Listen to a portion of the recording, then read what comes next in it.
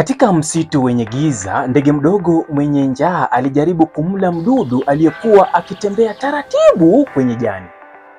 Lakini kwa mshangao wake, mdudu huyo alitoa moshi wa moto. Ndiyo, moshi wa moto.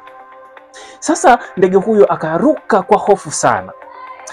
Kumbe hiyo ndo njia ya ujanja ya ajabu ya hawa wadudu kujilinda dhidi ya adui. Fikiria mdudu anayefahamika kama mende wa kung'oa almaarufu Bombardier beetle.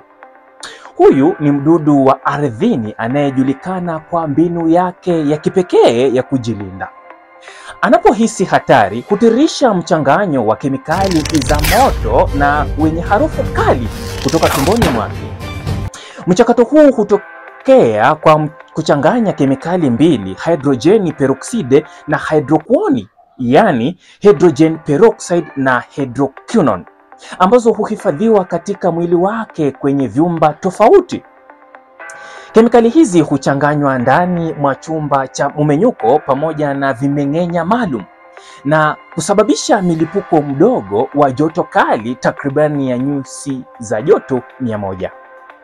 Mende huyu hujamba ushuzi wenye kemikali ya moto kwa mfululizo wa milipuko midogo midogo. Hii ni kwa sababu yeye hutumia mbinu hiyo kujilinda asiliwe na adui wake kama vile chura, ndege na wadudu wengine wa kumla yeye.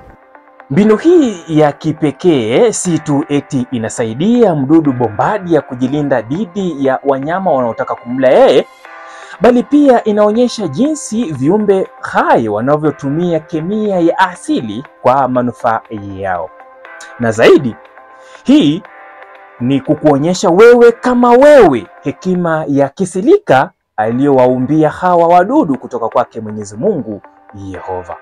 Mende huyu wa kung'oa the Bombardier beetle ni kiumbe wa kipekee sana anayethibitisha kuwa hata viumbe wadogo wanaweza kuwa na mbinu za ajabu za kujilinda. Kupitia kemikali zake za moto na milipuko zake za kushangaza, anaweza kuendelea kuishi na kujilinda dhidi ya maadui wake kwa njia ya kipekee kabisa. Hii tu ni mojawapo ya mifano mingi ya ajabu ya asili ambayo bado inaendelea kuchunguzwa na wanasayansi ulimwenguni. Mimi naitwa Msanifu Mustazi na huu ndo ulikuwa mseto bora kutoka hapa BW.